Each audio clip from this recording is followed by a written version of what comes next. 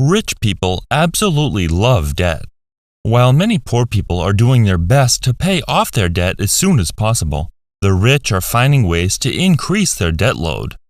Poor people struggle to understand this concept. Why would anyone want debt and the interest that comes along with it?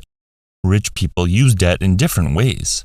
See why many of the most successful people prefer being neck-deep in debt, having mortgages, car loans, and many other forms of payments, instead of living a debt-free lifestyle with no monthly obligations.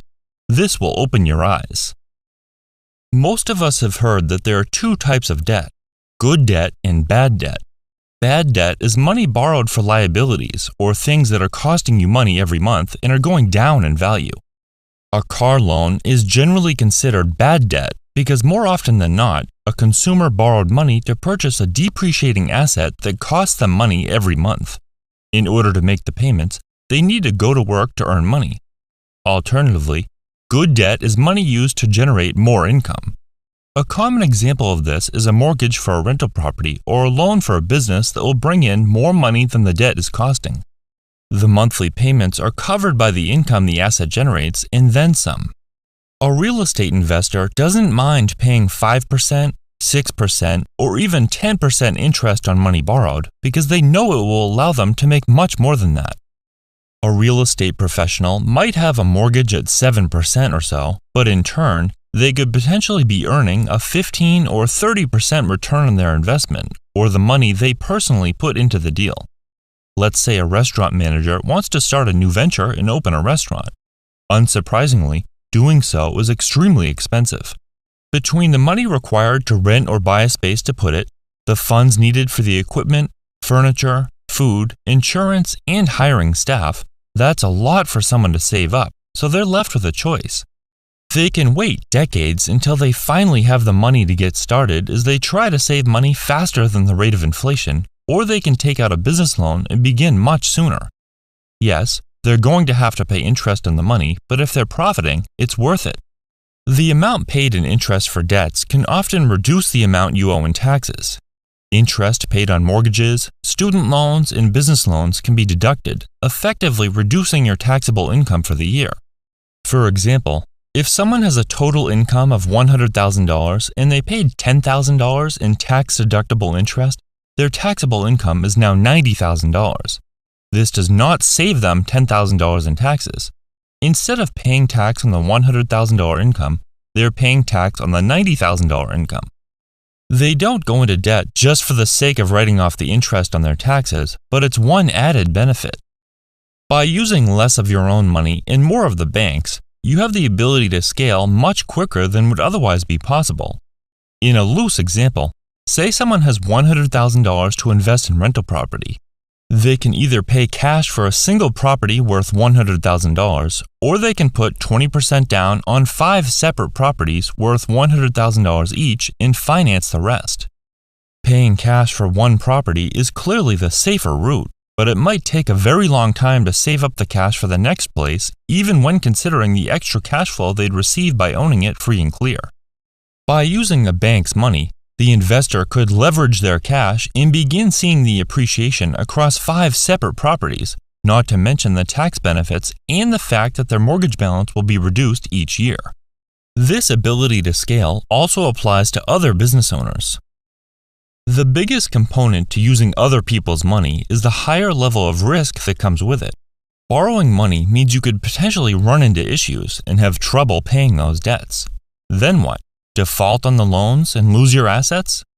On the other hand, leverage can allow you to earn exponential returns far surpassing what a debt-free person would typically earn.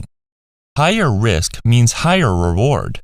When you leverage money, your investment returns are amplified, whether they be negative or positive. When things go well, they go very well, and when things go poorly, they go very poorly.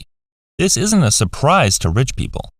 They understand that using debt means they're at a greater risk of losing money, but they're generally very good at balancing risk and reward.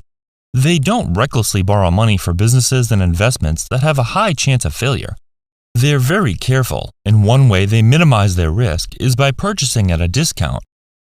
Dave Ramsey's teachings can work extremely well for the average person who wants to build long-term wealth and keep it. There's little to no risk of losing it all when following his strategies, but that comes with a major downside, and that's that it takes a very long time to make large financial strides. In fact, it could take a lifetime to accumulate $1 million portfolio by following his rules. Dave Ramsey has some ideas that everyone should implement, such as live on less than you make. That's a basic financial principle that everyone should practice in order to succeed, but many of the rich do not blindly follow all of his advice.